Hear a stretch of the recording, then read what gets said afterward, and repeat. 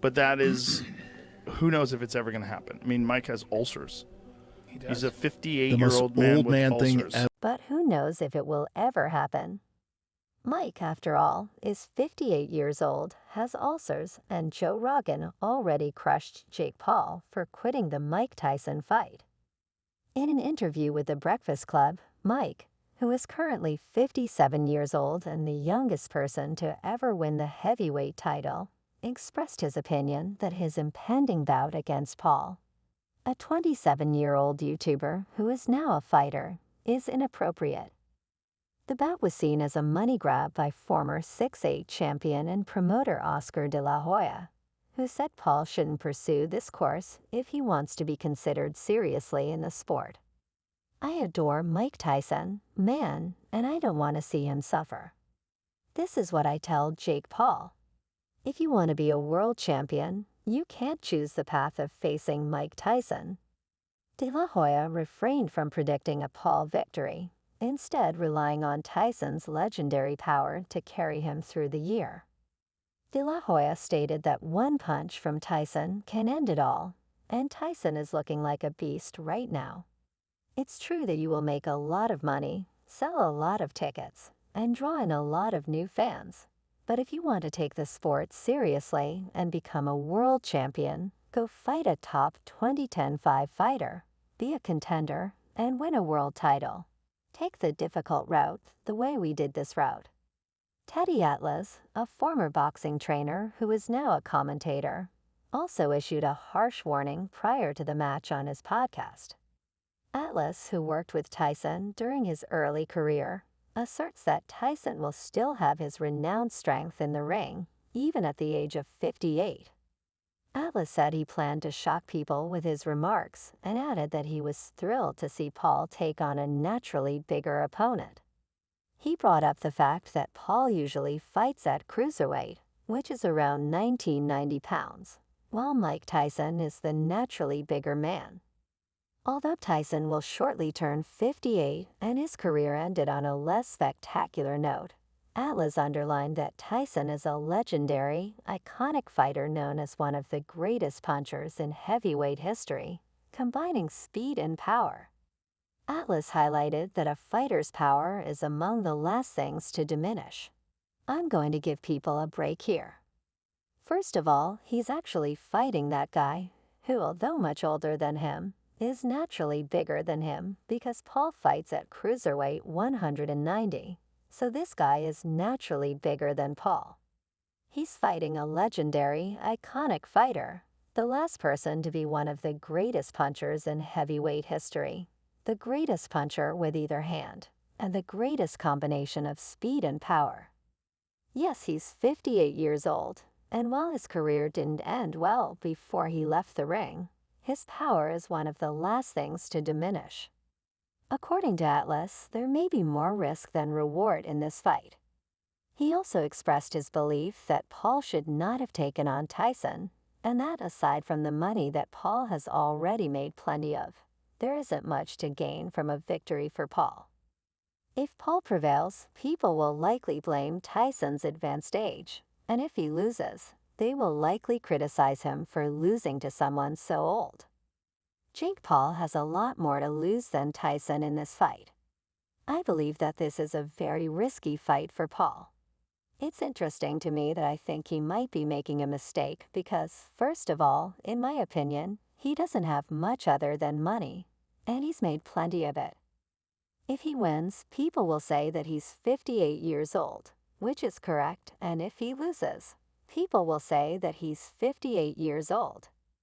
For me, however, he has a lot more to lose than Tyson. Oh, definitely a lot more. Tyson, he's been making good money. He's come back like I said in his life. Atlas expressed amazement that Paul is willing to take this risk and continued by saying that if there is no agreement, Jake Paul might be making a mistake because the danger could outweigh the gain. Without an agreement, it would be an extremely dangerous and risky fight for Paul, especially in the early rounds, as Tyson would come out aggressively and actually say, I wonder if there's an agreement, because if there's no agreement, Paul might be making a mistake. No, look, he's like, would have hit Tyson 58 years old, reaching him with a left H, hit him on a chin and knock him out. Atlas noted that power doesn't disappear with age, and Tyson still possesses speed and combinations. At the end of his career, Tyson was knocked out a few times before turning 58.